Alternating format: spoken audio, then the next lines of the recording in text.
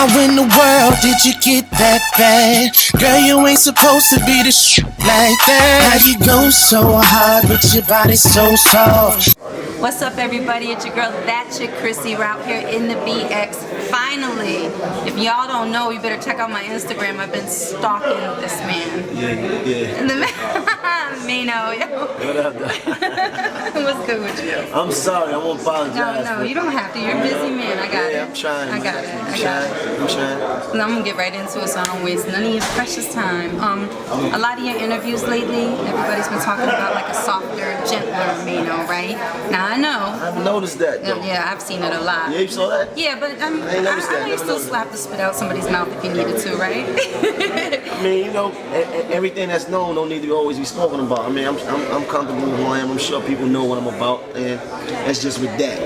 You know what I mean? Like, it's not about being softer or humbler. It's just about growth. And it's about trying to get to this money. You know what I mean? Like, how much of that shit you gonna be going through, you know what I mean, without it affecting you, you know what I mean, and your livelihood. So that's all it's about. What I was gonna ask you was, I first saw you in Bridgeport, Connecticut in 2008 when you did High Hater, when you were pushing High Hater, right? And a lot of that was just, and then 2010 Retaliate. I told Nick like I love that song. Like, you don't even understand. But how have you grown as a man, not just in the business, but as a man? You want to live out here. You want to be successful. You want to be free. You want to be here for these kids. You want to be out here knowing it and growing it and knowing that, you know, music was always a stepping stone to a life outside of the street. You know, coming from the street, coming from that background, and using music to get out of that, to get off, you know, the block and get out of the drama was a blessing. You know, and now it's just time to keep growing as a brand and keep growing, you know, as far as creativity and just doing different things and not being afraid to embrace the change within myself and within my environment. Right. Now, what I like to do with artists is, you know, I respect your projects and everything you got going on, but I like to kind of go a little bit deeper, right? So back in the day, like, hip-hop was a lifestyle. Right. Rap was the music, hip-hop was the lifestyle. Now they've kind of changed that because now hip-hop is more of a genre, okay? And the thing is, it seems like if you Google a genre of music, hip-hop music, but hip-hop used to be the lifestyle. That was everything, the clothes, the graffiti, right? All that stuff. So with that being said, it seems like hip-hop is one of the only genres where they got one lane going, like, you know, the down south thing has been rocking out for a while. What are your thoughts on that? I love that music. Honestly, I enjoy it.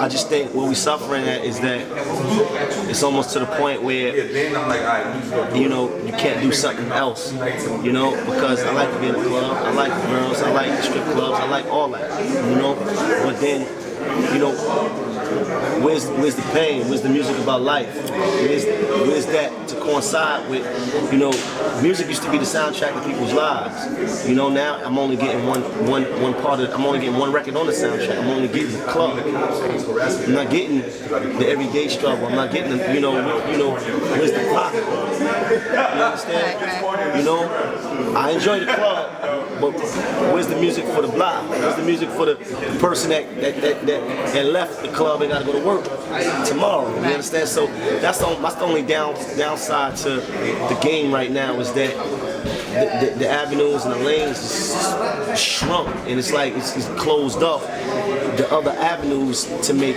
other music, because now it's to the point where it's like if you're making other music, then it might not be as popular. You see? It was a record that got in though, a couple of years ago. 3-4 years ago, it was a record from this artist from Memphis. And he had a song called I just want to see my son. And it was real. Every father had went through issues with their child's mother about seeing their kids, you know, especially street niggas. So that record was dope, and you know, it was getting played on the radio. It wasn't as big as I would like to have been, you know. Like, where's the Dear Mamas and where's the Keep Your Head Ups and these type of records, you know? And it's not that artists don't want to make it. I want to make it. I love music like that. But then I'm faced with, damn, if I make this record, it's not going to get me as far as if I make that record. You see? So it's kind of like, Do you think that's why there's no longevity for artists though now? It may be, right, because it's all about the single. It's all about what's hot right now. Right. It's all about that new term. It's all about what's going on right now, opposed to actually building artists. The game ain't based on building artists. You know what I'm saying? Right. The game right now is based on chasing after records. You know, if you hot in your region, you got a record that's blowing up, you know what I mean? They jump on you, they chase you, jump on your dick, they chase after you, get you a deal. And, you know, it was a dude. What's the dude name? Funny, the nigga. Right. It was all on him a couple days ago, you know, a couple months ago, a year ago. It was all on him. He had that one hot joint. You know, did it pan out for him? I don't know. You know, but I don't hear him as much now that that record is gone. I don't see him that much. But that's the thing. They chase after what's hot for that moment. What looks hot. You know, and it hurts the coach and it hurts the game, but it is what it is. Now, with everything that's going on in the industry, like you've had so many songs that were hits, club bangers, like without a doubt. What do you think, like, for any artist that's doing this right now, like you know the game inside and out, and you still have to deal with all the politics and all that. What do you think it's going to take for someone from New York to get back on again and have New York in the forefront? Well, I got a record that I'm dropping with Kiss, Jadakiss next week, you know, and it touches on a lot of these issues. The record is just actually just putting a spotlight on how I see things as my city, from my city. Like I said, let me be clear, I love that music. I love that. I love the strip club. I love that. But I love my city too, and I just feel like us as a whole, we're not doing the best that we can do. You see, this is not pointing blame at anybody else. This is pointing the finger at us.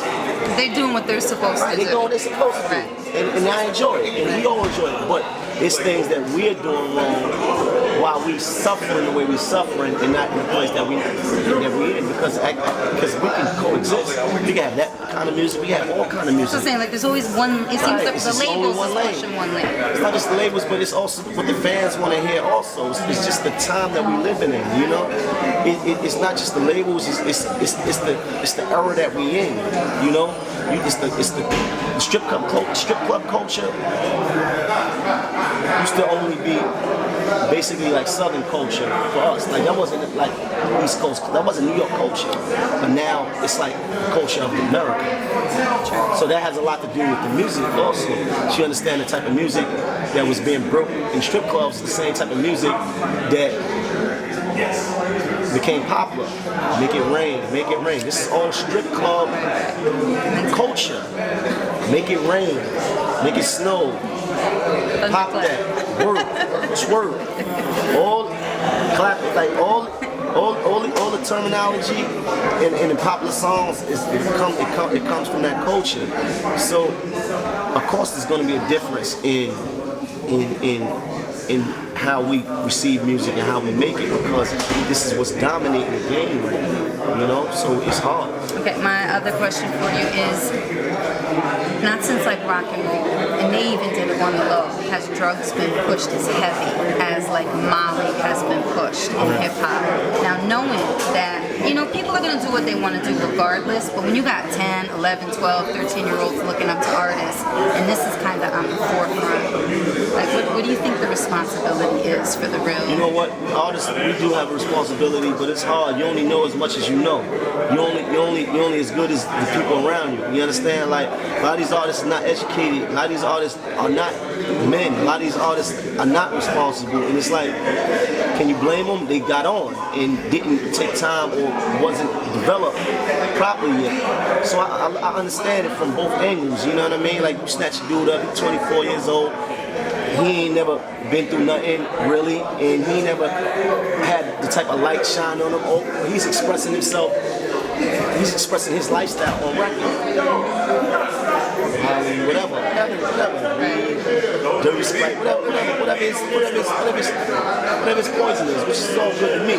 But can you really blame that nigga? You can't really blame that nigga because that's his lifestyle. And and he doesn't really know better.